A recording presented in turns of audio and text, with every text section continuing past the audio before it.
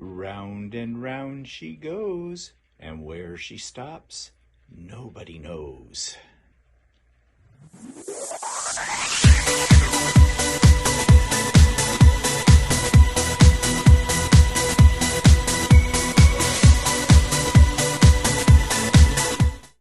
Good morning, everybody. It's Stephen here for Bland Designs and the Idiot Quilter, and welcome to my weekly vlog for Monday, August the 26th, 2024, and it's vlog number 373. And we're almost through the summer, and that's sad.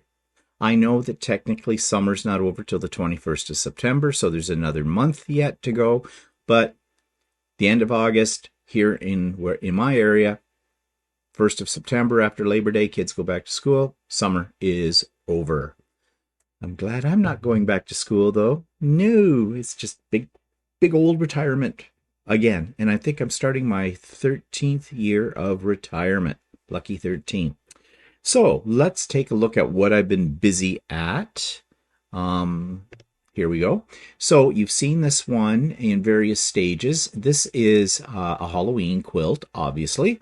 It has gnomes, which might not be so obvious until you start to look at some of the prints. And this is the pattern by Stephanie of Stephanie Stitches called Pumpkin Patch. I really love this quilt design, this block design. And I'm really seriously thinking of doing this one again, except in Christmas fabrics and making it into like a Christmas quilt or even just another type of quilt.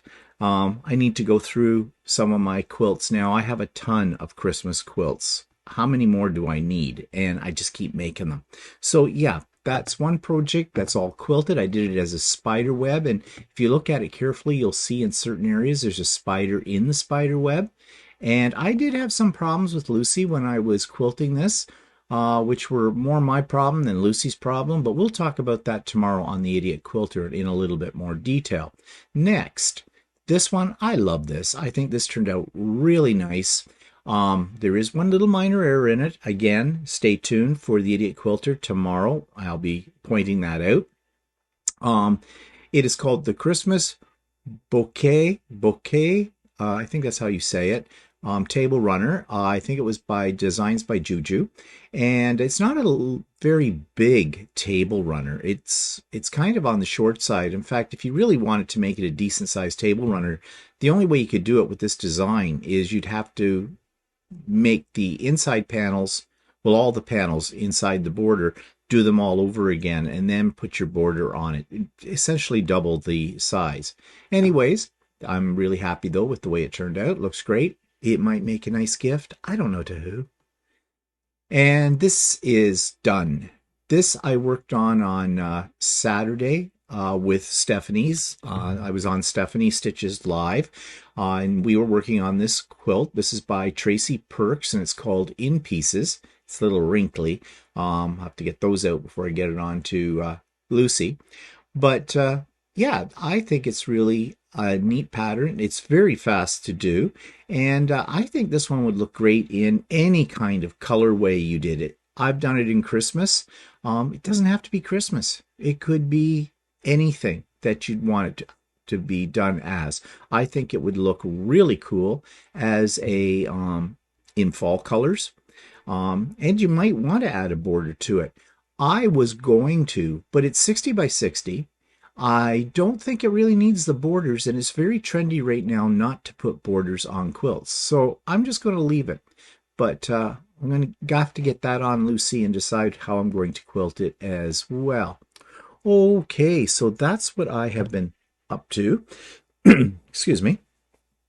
And yeah, this YouTube video of the week goes down the road of nostalgia. For those of you that were around in the 1960s, there was a very popular television show, which they eventually made into at least one movie, and it was called Thunderbirds. And Thunderbirds was a science fiction program, mainly for children, although I think a lot of adults may have watched it too.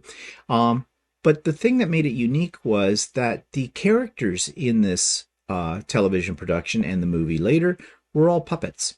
Yeah, marionettes. And so there's been a lot of jokes over the years about those marionettes, you know, kind of a thing. But it was the special effects in it, although by today's standard are very, very cheesy, they were actually pretty good for the 1960s. For this type of television program. Getting all choked up thinking about it. Nostalgia, you know. And I found by accident a YouTube clip where they have remastered the 1966 movie called Thunderbirds Go. And I have to admit, I did not watch it all the way through. Runs about an hour and a half. I watched probably about 15 minutes of it. But, you know, it's really kind of interesting. And, you know, I think I should go back and watch the whole thing again. But here's my review of that video clip in case you're going down memory road as well. This week's video clip is a retro one that has been remastered. And if you remember as a kid, especially if you were probably a boy, although that sounds sexist, but I'm talking about the 1960s, then you'll remember the television show Thunderbirds. And Thunderbirds was sort of a futuristic science fiction program for kids that was animated, but it was done with puppets, marionettes to be specific. But for that time period, the sophistication, even if it was animated with puppets, in the technology that was being used to create this TV series was very, very sophisticated. And I didn't watch it that much when I was a young boy, but I do remember it, and I did see some episodes of it. I wasn't a real follower of it on a regular basis. However, Walter was. But I came across this Thunderbirds Are Go 1966 film, recut, remastered, fan made. And this is really fun to watch. It is kind of nostalgic. Again, especially if you were a guy that was into this kind of thing. But it's just fun to take a look at how sophisticated, and it was sophisticated for its time, the special effects are in this particular series. Yes, it's a bit cheesy. It's definitely a B rating as far as films go, but it's just kind of fun to go down memory lane and watch the Thunderbirds. So if you remember the Thunderbirds, and even if you haven't, you might want to check out this video clip. So you'll find the link for that in the show notes. You will also find a link for Pop-Up Sew Day. Yes, I am having another Pop-Up Sew Day this coming Saturday, August the 31st. Doors open virtually at 8 a.m. Eastern Time, and will run until about 5 p.m. Eastern Time. Now, yes, it is the Labor Day weekend for those of us in Canada and for most of the United States. So it's a holiday weekend. But if you're going away, you're going away. But you may not be. So here's something to do on the Labor Day weekend. So as I said, it will be this Saturday, August the 31st. Link is in the show notes, and those of you on my mailing list will be probably already, by the time you see this, have received your personal email with the link to it. And everybody is welcome. Whether you've been to one or not before, it doesn't matter. It's a great time to catch up on your sewing and socializing with like-minded people. And believe me, everybody that's on here and the ones that have been regulars and whatnot, we have created a little community. All are welcome to join our community, and you'll have a good time. People are very friendly, very supportive, no drama. Yeah. Okay, and you will find links to my friends' YouTube channels, and you'll find links for anything I talk about today here, and links to my past week's videos as well. So lots there for your entertainment pleasure. Okay, so let's take a look outside today and see what the weather is promising or not promising. Well, sun's just coming up. It is 6:45 in the morning. It looks like it's going to be kind of a nice day. And if I check my phone for the weather here, let's just take a look and see. I have to find the weather. Oh, there's the weather. Okay, so currently it is 17 degrees C with a high of 28. So that's warm. And if we have a what do they call it?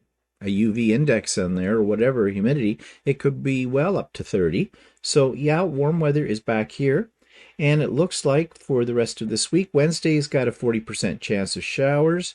But the rest of the week, oh, Friday's got 45% chance of showers as well. But Saturday's going to be sunny.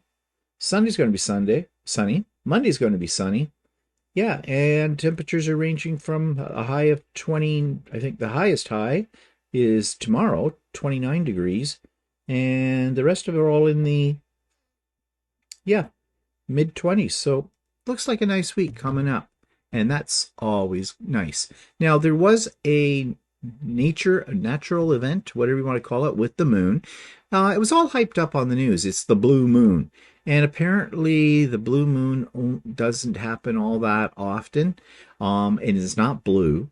And it's just where the moon, I guess, is the visibility to Earth. It's a little closer to the Earth, and so it's like a 14% greater visibility or something like that. Anyways, it was last week, and I took a picture at 2:30 in the morning, and there it is. That is the blue moon. And it is quite bright. I took that out of a bedroom window, so it's not the clearest picture. But yeah, it was pretty bright.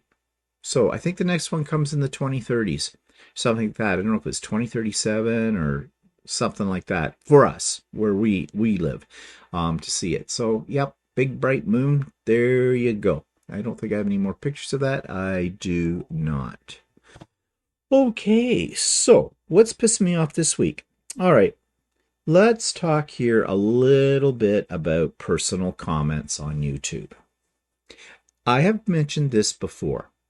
People can be extremely hateful. I had one person, and I talked about this on Stephen and Walter Live, who decided it was her right. She's a Karen. Okay, sorry if your name is Karen, but you know what I mean. It's decided that she should comment on my relationship to Walter. She felt that I was not funny. She did not appreciate my sense of humor, Karen. And I was being very disrespectful for Walter all the time. Okay. If you have been around for a while, and especially if you watch Stephen and Walter Live, you know what kind of banter Walter and I have. Part of that is a little bit of an act. Walter plays the straight, conservative, reserved individual. I play the idiot. Thus the name of the idiot quilter. Okay. We do cut each other up. I tend to put more barbs in to Walter than Walter puts into me. But when Walter does put a barb into me, it's a zinger. This does not mean we do this every day. We don't. We are pretty much like every other couple out there that have been together for a lot of time. We know each other very well. We do not take offense to each other's comments. It's our way of communicating sometimes with each other. And the point is, everybody's relationship is different. We've been together for almost 41 years. I dare say that is probably longer than a lot of so-called straight couples. And I have a feeling that this Karen that wrote those comments isn't in a relationship, or if she is, she's in a miserable relationship. So she's taking it out on us. Not her priority. She can think whatever she wants to think, but that's as far as it goes. You don't write personal comments on a YouTube channel. And what gives people the idea that they can get away with that? And I know too many YouTube content creators that get this kind of stuff all the time. Personal attacks, where they'll say to somebody, I hate your hair, or you're fat and ugly. Yes, I'm not making those ones up. Would these people that make those kind of comments say it to our faces if they were to meet us? Well, they did. They get their face punched in, possibly. Metaphorically or literally. I don't know which. I'm not a violent person, but it seems like on social media platforms, people have this wall of the computer between them, and they think they can say whatever they want to say without consequences. Well, I'm here to tell you there are consequences. at least on my channel. If you're going to be rude and ignorant and write personal comments attacking me or attacking my friends or attacking Walter, I'm going to retaliate. I'm not taking it laying down. Kind of like that old movie, Hell No. I've had enough. Hell no, I'm not going to do it anymore, or whatever that was. Was that Network or something? That's an old movie. Yeah. So I'm calling them out, and I'm calling them out by name, and I did yesterday on Stephen and Walter Live, this individual. And you want to know something? Do I care if they stop subscribing to me, if they're even subscribed to me? Because that's the other thing. Sometimes people who aren't subscribed tend to write comments, and they hide behind pseudonyms as well. They're cowards. Those kind of people that write those kind of comments are just cowards. And the only thing I can say is, I guess maybe they aren't having a happy life and they're lashing out. Now, some people say, well, you take things too personally. I do. And why shouldn't I? My channel, my work, my creation. Yeah, so I take it personally. Yeah, I put a lot of myself into this, that what I do. And I don't appreciate nasty comments like that. And what did she think the result was going to be? Did she think suddenly I was going to take a 67-year-old personality and change it, do an about face? Did she think I was going to go, oh, I'm so sorry that it upset you. I didn't think of that. I'm so sorry. I will change my ways. No, not going to happen. So I guess the bottom line here is, and I mean, sometimes we have triggers, right? And something someone does or says triggers us emotionally. And sometimes we don't always have a good grasp of our emotions, and we lash out before we think. That is human nature. And yes, we need to keep control of that before something is said or done that really causes a serious problem. So I feel that maybe for some reason I triggered her. But that's not my problem. That's her problem. Get a hold of your triggers. Pull it in. Nobody can do it except yourself. No one can control you except you. And don't think you can control other people, because nobody has that kind of power. And I have chosen not to be controlled by this particular individual or any other individuals, any other Karens out there, or Kens, whatever, that might lash out. No, I am my own boss. And you put it in public, in a public spot, expect a public response. Yeah. So, anyways, that's what's pissing me off this week. So mind what you write. Think twice before you hit that return button. Okay. Let's see. What are we going to next? Oh, yeah. Okay. Well, the grow light projects and the deck are a little bit dormant right now. The grow lights, all we have under them is brown lettuce. Yeah, well, we didn't harvest it quick enough. We got some of it, but others of it, because we had lettuce growing outside too, we kind of neglected it, and it's kind of crispy. Yeah, I don't think it would make a very tasty salad. So we need to dig those out and replant in there. And probably it's coming to that time of the year where we got to start thinking about, starting to do our indoor gardening for the season. Outside on the deck, well, things are still growing out there. I made a great salad, panzella salad last night, which basically doesn't have any lettuce in it, but it's got a lot of tomatoes and basil, and I threw in chopped up red pepper from our supply, and I threw in a chopped up cucumber from our supply. And the tomatoes were ours as well. And you make this vinaigrette, and there's olive oil, and you do some croutons that you toast up that you have tossed in olive oil and pepper and salt. It's very, very tasty. Very tasty. And pretty healthy, actually, too, when you think, because it's just basically vegetables marinated in a very light vinaigrette, kind of a thing. So we had that for dinner last night. Oh yeah, and there's a couple of chunks of cheese in it as well. It called for mozzarella, but I put in chunks of Gouda because Gouda is good for you. Yes, we like Gouda. So anyways, yeah, very tasty. There's some of it left over for whatever we're having. It'll go as a side for dinner tonight. So yeah, that's one way of using up your fresh stuff in your garden. And you can find recipes for panzellas all over the internet. Just put it in, and you'll find it. It's very easy to make. So anyways, what was I going to talk about there? So what you'd see outside is what you've seen every week when I've put them up. So I thought you might be interested in seeing the garden at the front of the house. Now, this is Walter's domain. And I don't know what you would call Walter's style. I'll show you here a picture. My style is pavement. I find that you don't have to water pavement. It's nice and flat, and I don't know, if you want color, paint it green or something. But this is one side of the front garden. It does look a little wild. I do have another picture. That's a Rose of Sharon. This Rose of Sharon has been there for several years, and it's only finally, well, it put out some flowers last year, and it's putting out some flowers this year. This one we've had a little longer, and it usually has a lot of flowers. And you can see that in the garden as well. We have a lot of daylilies, we have some hostas, we have some ground cover kind of things. Some of these things that are in the garden are things that come up every year. Walter doesn't plant these.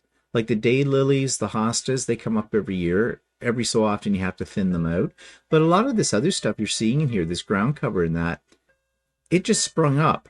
No, it's not weeds. It's come from planters like that, and they seed it, and they just come up every year, so we just let them do their thing.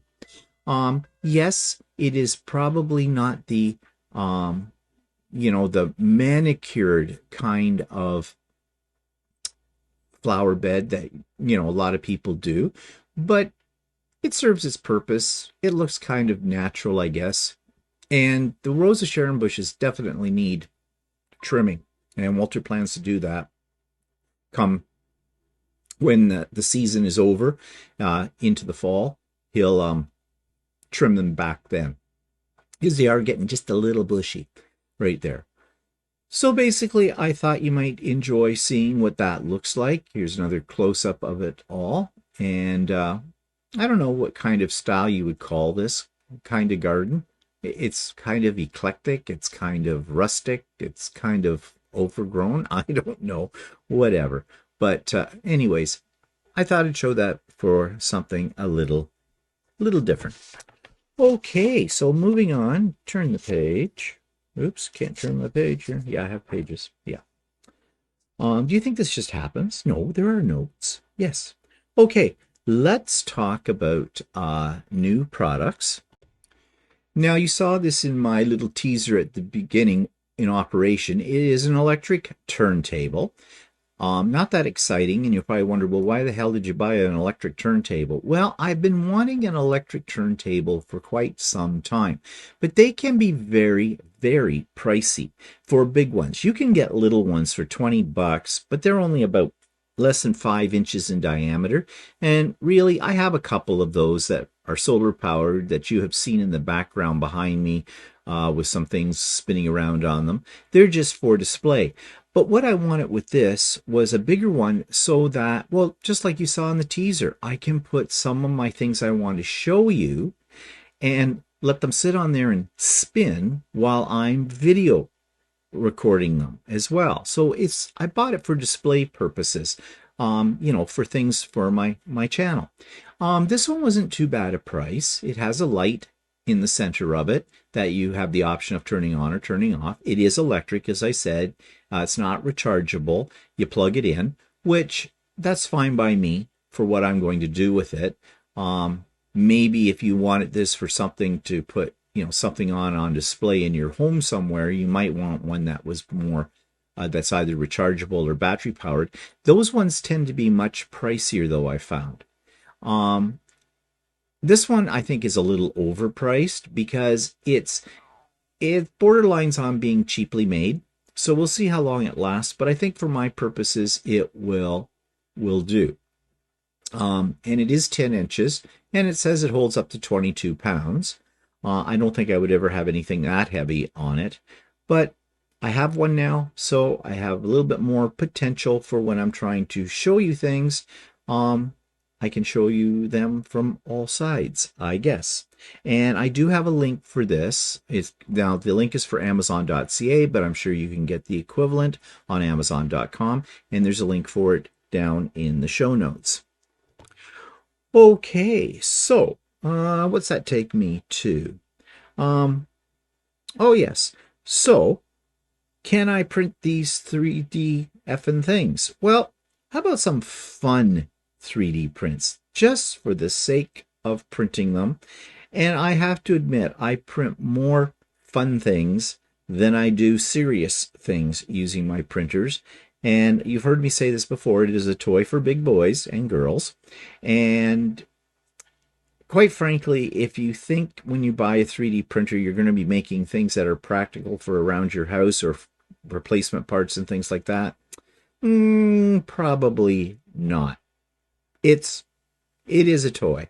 It is a toy, but it's a fun toy, and I love trying to come up with new things to print all the time. So I've put together a little collection of some of the fun things that I've created lately. So I thought I'd catch up on some of my more interesting 3D prints. What I've been doing lately is trying to look for 3D prints that are unusual or that will push my 3D printer to its limit to see what it can do. Now this set of three that I have here, I just love them. They're done in that matte rainbow filament that is my new favorite filament at the moment. And these are what they call knitted objects, knitted bowls, because if you look at them very closely, they look like they've been actually knitted, but they're not. They're 3D printed. I think it helps using the matte filament with this because the matte filament has more of a look like wool texture.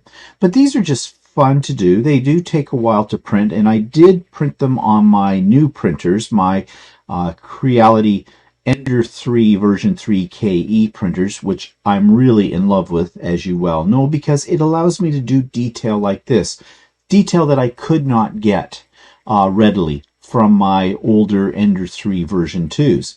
So these are fun. What do you do with them? Well, lots of things, really. You could store things in them. You can alter the size. You could make them a little bigger, a little smaller, a little fatter, whatever you like. I did not alter the size of these. These are the way they were in the STL file. That's the slicer file.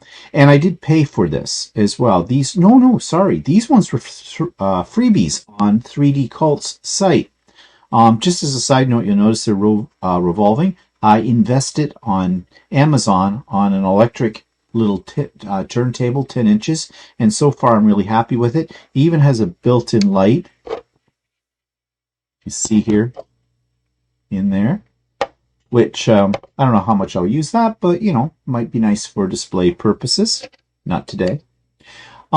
Yeah, so these are fun, and I'm trying to think of some ways I can alter them even more so. I might, on the bigger one, or even the smaller ones, I might put a gnome on them.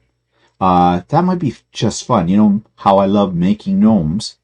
And other things that I love to make. Well, let's just take these off, and let's take a look at this item right here. Now, this is a print-in-place item. There is some assembly required, but it's very easy, and it is a triple zipper. Now, the original version of this is about half the size in length, but I decided to, well, it's very modular. It does print out with these zipper pieces separate from the cap pieces at the top, and I'm going to show you how this works as a zipper in a second. But you can print more of them, and they just snap together. So I did that to make it a little longer. So here, watch this.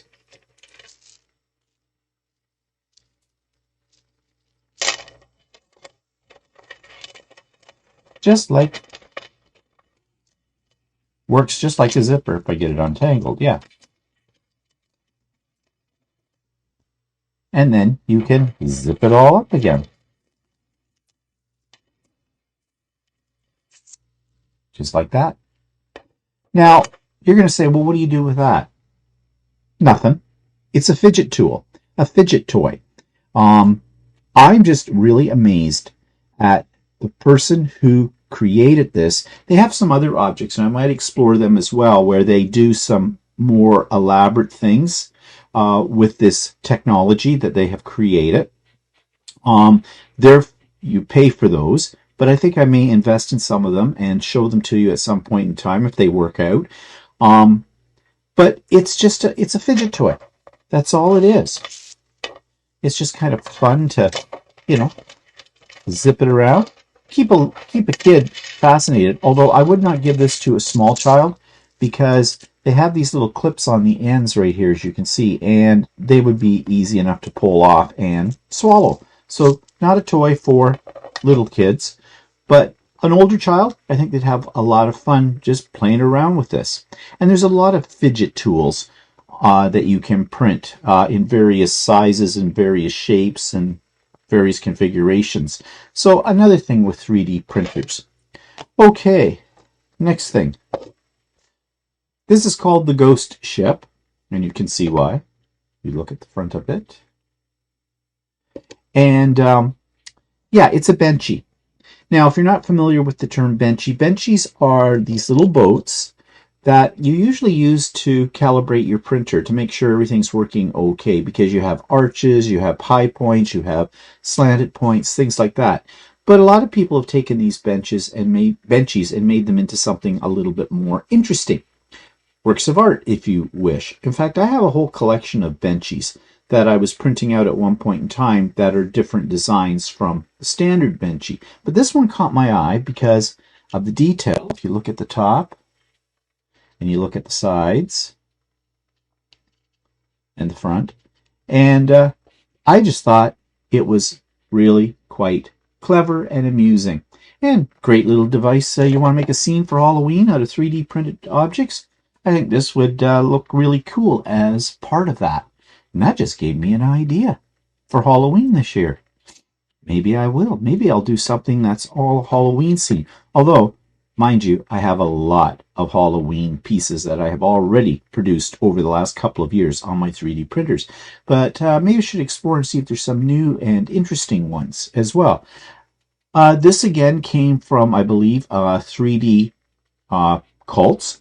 That has been my go-to site lately because the quality of the prints on that site are a lot better than the freebies you might get off of Thingiverse. But then again, you do have to pay for these as well. But they're not that expensive. And they do have some freebies too. And here's another one that was a freebie.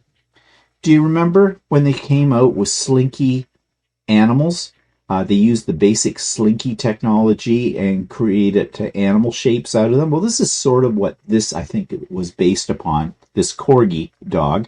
And you can see it's bouncy, springy, just like a Slinky.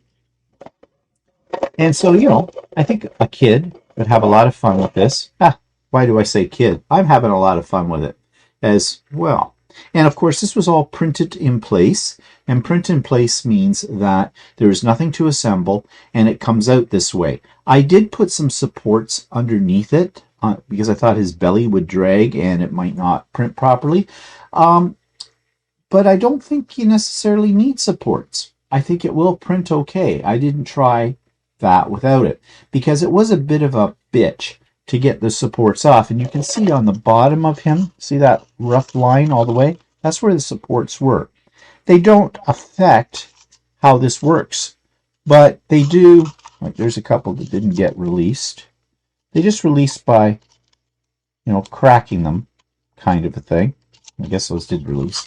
But it's a bit of a pain in the butt. I try to avoid prints that need a lot of supports because sometimes the supports are really hard to get off.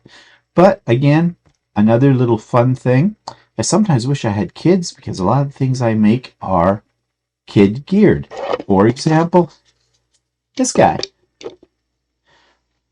I don't know who he's supposed to be, but he is another type of fidget toy of sorts because you can take him and twist his face around and create another face. Now, I think this might be a character from SpongeBob. He doesn't stand up on that side very well, but there you get the look of his face. But a kid would love this. Now, there were ones, this was a freebie on 3D print, 3D quilts, but I think that there were ones that were a little bit more elaborate. There was a Spider-Man one that were a little bit more pricey to buy. And when I say pricey, I mean they were, I think, over $5. So I didn't bother because, well, I just thought, I just wanted to see if this would work. This was print in place. There was no assembly required. It was all done in one piece. And then I found, of course, my new love, dragons. This is a one I had not seen before. It is articulated, meaning that, you know, it moves around, and it's all print in place. And one thing I've learned is I've been having the printer put an automatic brim on anything like this, and I don't think I need it. A brim is just a line of plastic that goes around the sort of the outline of the bottom of it, just to give it more adhesion to the build plate, but I don't think I need that because that's just another thing you have to pull off when you're done to clean it up. They're not hard to get off, but yeah, it's just another step. The wings are not articulated in this, but the body is, and I just thought he was a nice variation on the other dragons that I have made. What am I going to do with all these dragons? I don't know. But I continue to explore the wonderful world of 3D printing, and as you've heard me say before, 3D printers are toys for big boys and for big girls. If you're thinking that a 3D printer is you're going to make all kinds of practical things, think again. Yes, you can make some practical things, but I think the real fun in doing 3D printing is playing with them. And playing and making things like this, or the dog, or this guy, or the boat, you know, the zippers. This one's kind of a practical print, I suppose, because you could use it to store things. So anyways, I'm having fun, and stay tuned. I'm going to be making more items as well. And I will continue to make fun things, and I'm constantly getting ideas. I like to make things in sets, and I like to give them away. And yeah, maybe I need to start a store online and sell some of these things. The thing that stops me more than anything is the shipping. It's the shipping. Shipping is extremely expensive. And, you know, I would basically just sell these things and charge a price for it to cover the shipping.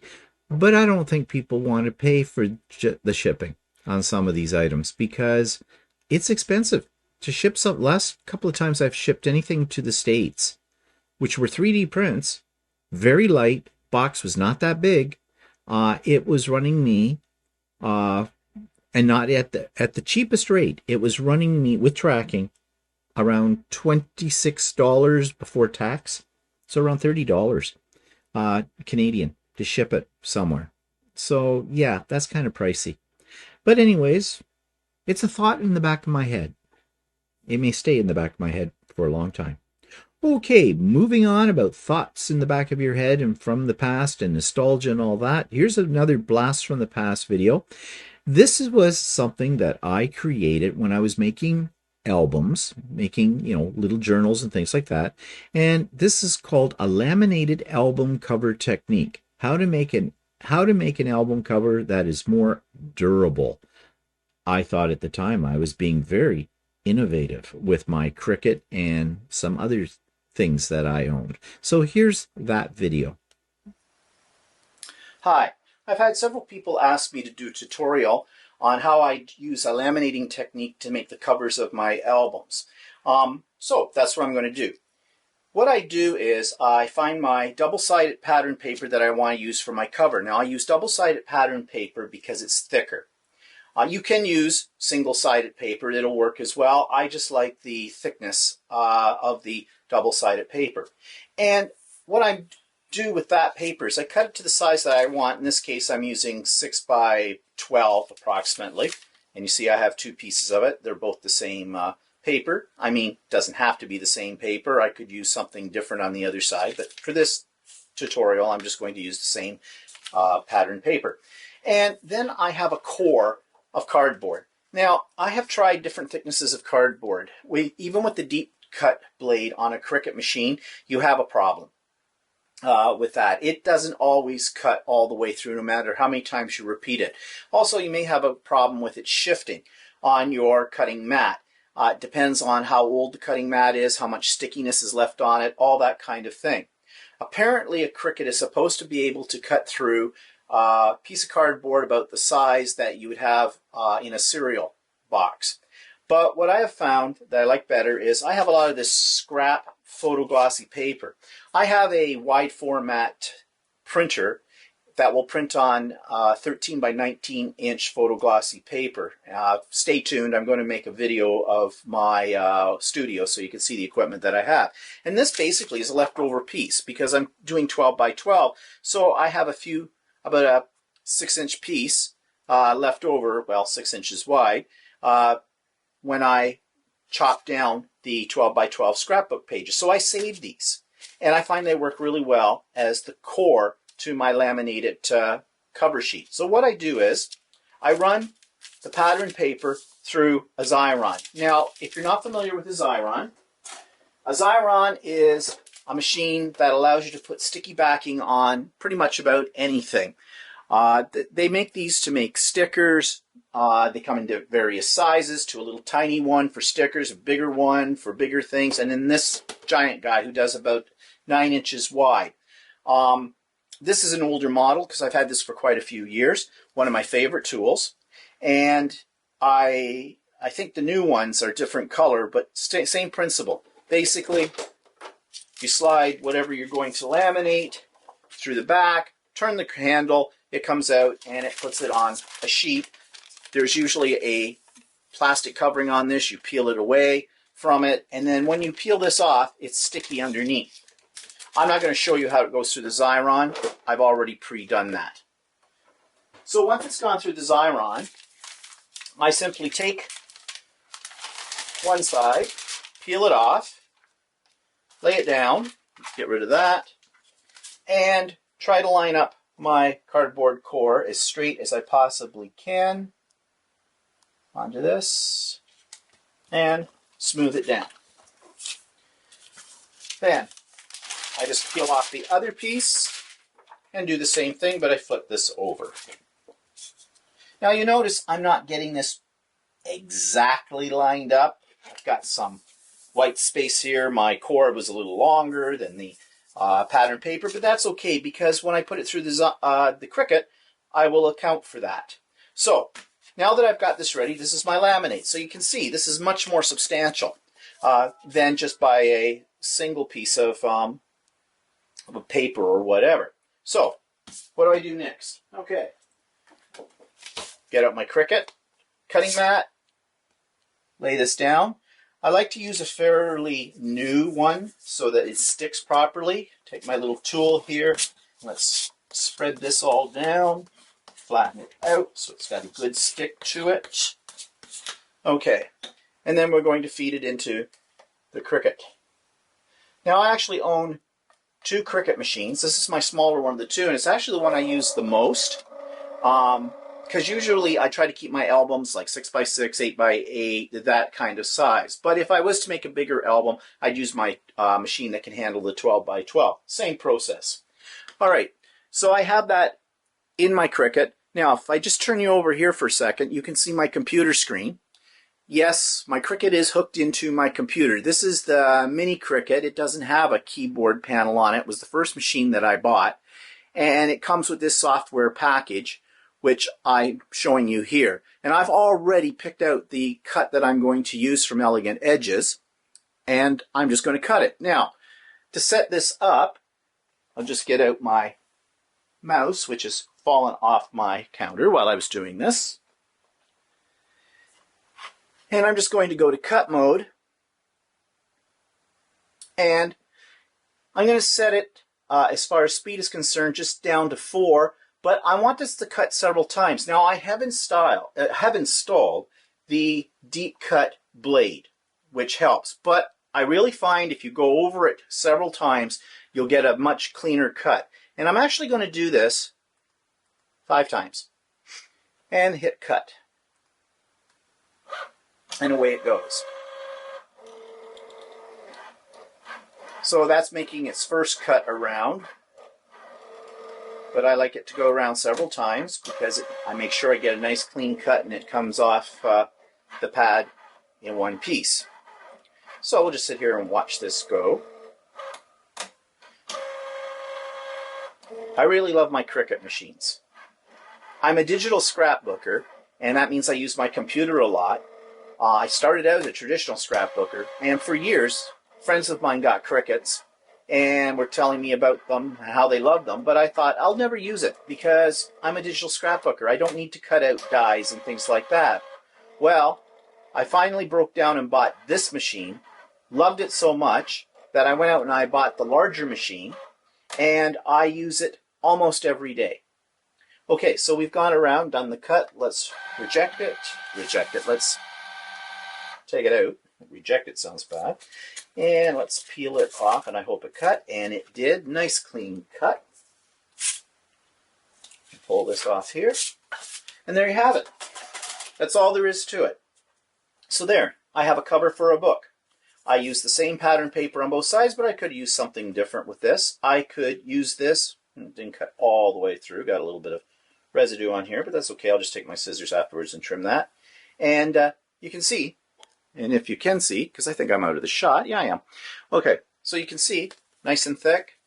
If you don't like the white showing on the core, I just have to go over it with either one of Tim Holtz's Distress ink pens or just an ink pad along the edges just to color that in a little bit and maybe to distress it a bit. So that's all there is to it. My laminated technique for making journal or album covers.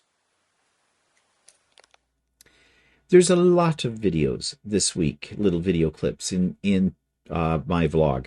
And there's another one coming up in a moment. We went to the CNE last Thursday. The CNE stands for the Canadian National Exhibition. It's a yearly event that happens in Toronto. It's been going on for over 100 years.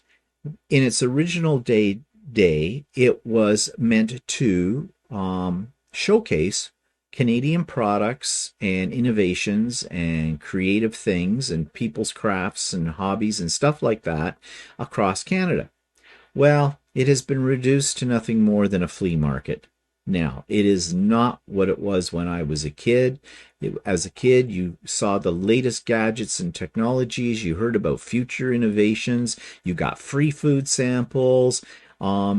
It was wonderful. It was great. Maybe it's my old brain looking at it from a point of view that didn't really exist. You know how that happens. Things in the past grow fonder.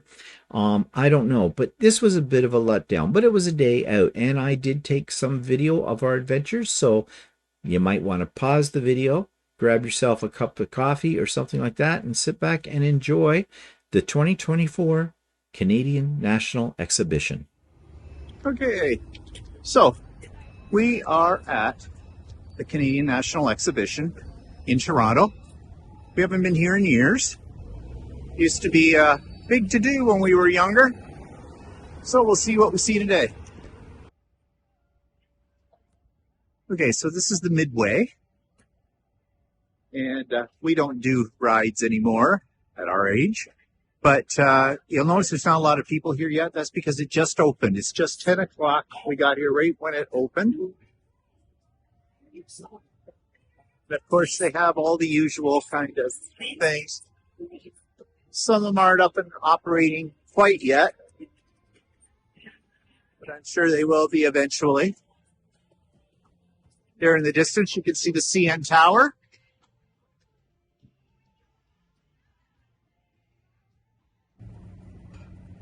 I don't think I've ever been here where I've seen a lot of the stalls closed, but that's because we just got here. The doors just opened, and so people are getting things set up.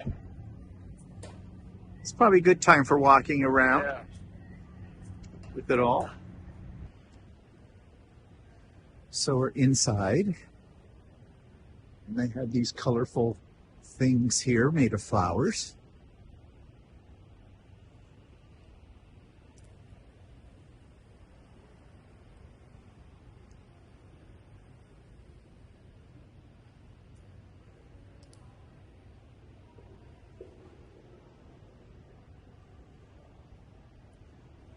And of course, there's vendors everywhere. At one point in time when we were kids, when we came to the X, there was things on display as to, the future technology and things, and free samples of all kinds of things and foods. I think those days are over with. Now it's more like a big shopping mall. And even the food building doesn't have, has food, but not really samples and things. Used to be eat for nothing. Yeah, well, that was a long time ago. That hasn't been like that in years. No, I know. And what's in there? Daily show, C&E, action, ice skating and acrobatic show. Well, let's just keep making our way down to the end of this and then back. Ooh, and here we go. Oh, yeah, I wonder. Oh, lots of Turkish delight. But is it really good Turkish delight? So this is a wine bar and craft beer. Of course, it's a little early yet. That's why there's nobody here having a drink. Ontario laws would probably dictate this cannot be open until about 11. It's 11:30. Is it 11:30? And so what?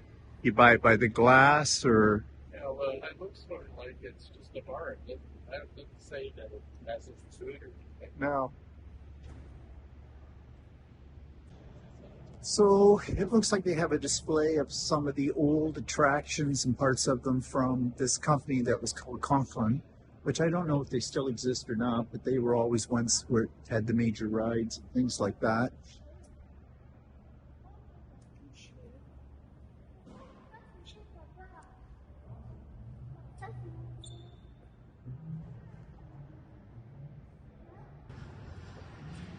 And what's a fair without a claw machine? Claw me, baby. That's what it's called. I've never played one of these in my life.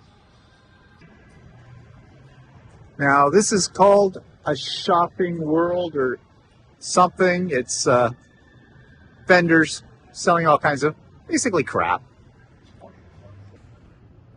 So this is an interesting little display here. This is the gaming area in here. It looks like they have gamer contests and all kinds of things.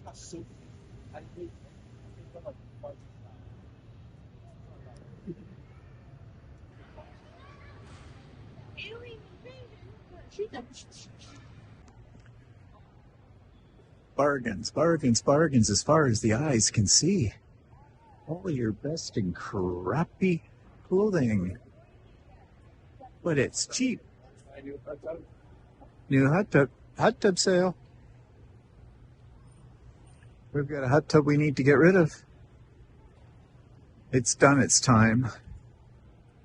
Ooh, Holly Wolf, Super Dogs. Exit only. Need a hat? All hats, $10. To add to your collection of hats that you can't find. This is the building we were just in. It's the convention center down here, the Intercare building they call it. It's kind of futuristic looking with its stacks, things like that. Toronto in the background, and they built a hotel here down on the X grounds, I guess for people who might be here for convention purposes or whatever. And more of the Midway and the food places. We came in via the GO train, which is at the other end, but this is the official gates to the C&E, the Princess Gates.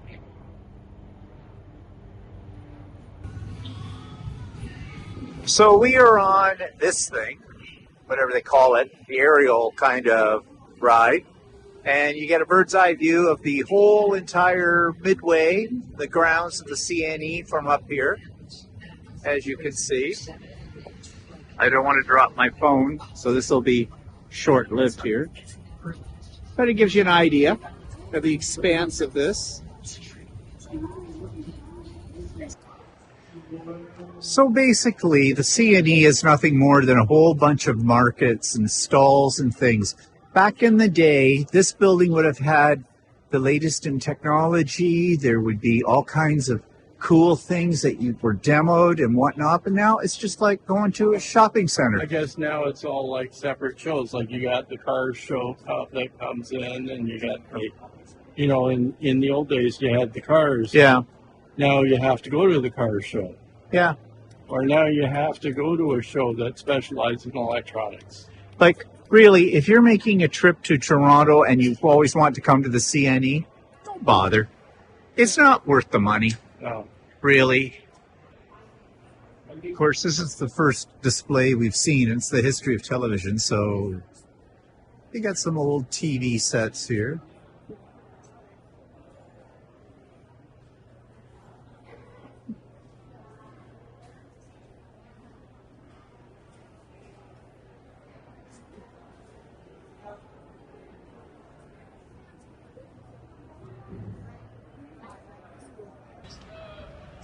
So this is the farm display.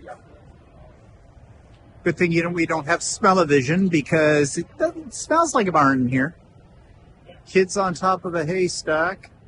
That's always fun. And then everything. They find the needle. Yeah, can they find the needle? Sit down, feel the needle. Yeah. So much excitement. Here's some alpacas. Aren't they cute? They're so fluffy. They're just sitting here. Little fan on the other side blowing around.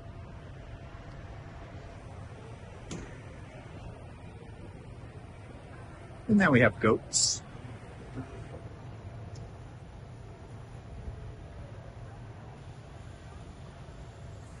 It's lunchtime for the goats.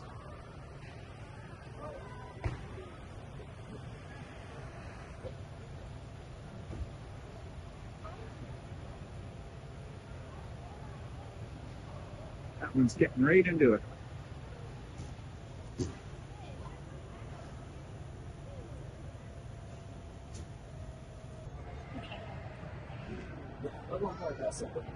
Bees. And on this side, we have a giant sand dune.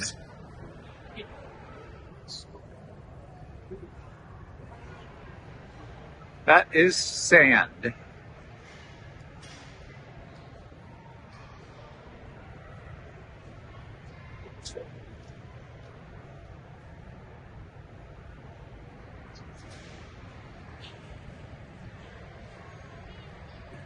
It's called Farm Animal Olympics. All made from sand.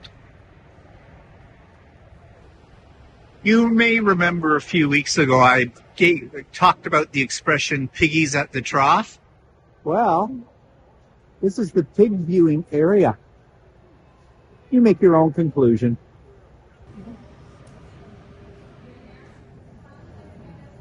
I think it's 15 days worth. Yeah.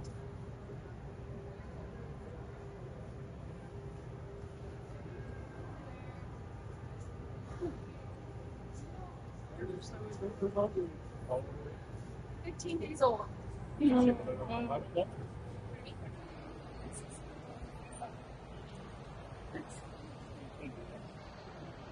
Huh? Yeah, I am. Okay. Steve the gnome.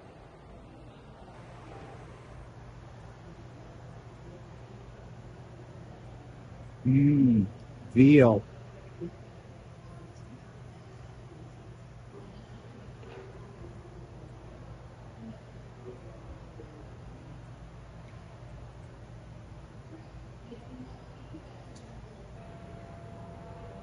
And of course, you got to have some sheep. Sheep do not have any top front teeth. Okay, that's good to know. I had mashing my dear boy on the back with his fist as if he was a drum. I've had little kids like going like this. I've had so much shit fighting my friends going with my rabbits, especially with kids. And this is what. This is the old sign from the original roller coaster that was here for years and years and years, called the Flyer. My dad took me on it when I was probably about 5 or 6 years old. I remember I was terrified. I bashed my front teeth on the support bar, and in those days there weren't any braces or anything to hold you in, and it was a rickety wooden coaster. And yeah, there was a bar that came down, that was about it. And when we got off it, my mother said my father had turned white from it. Of course you did. I went on it lots of times. Good for you. So things on the Midway have gotten a little bit busier now. We're coming up around, we've been here a couple of hours. We're actually heading our way out because we've done it. And like I said, if you're coming for excitement, if you're into games, if you're into rides and things, you'll probably love it.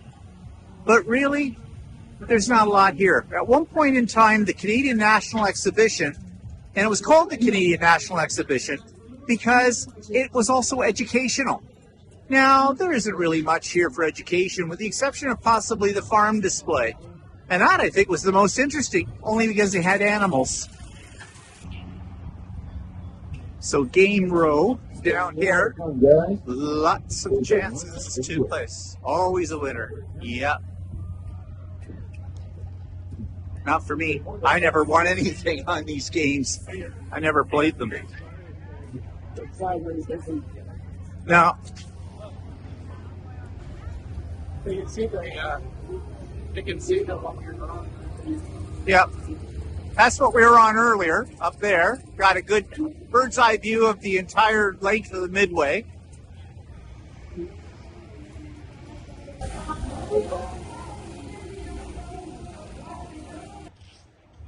So we're on our way out and walking down to Harborfront area, which is an area next to the lake. And yeah, we've done the X this year. Probably won't be back for a few years. Maybe the next time I'm here, someone will be pushing me around in a wheelchair. The last shot I took was the back of the gates. These are the iconic Princess Gates from the front side.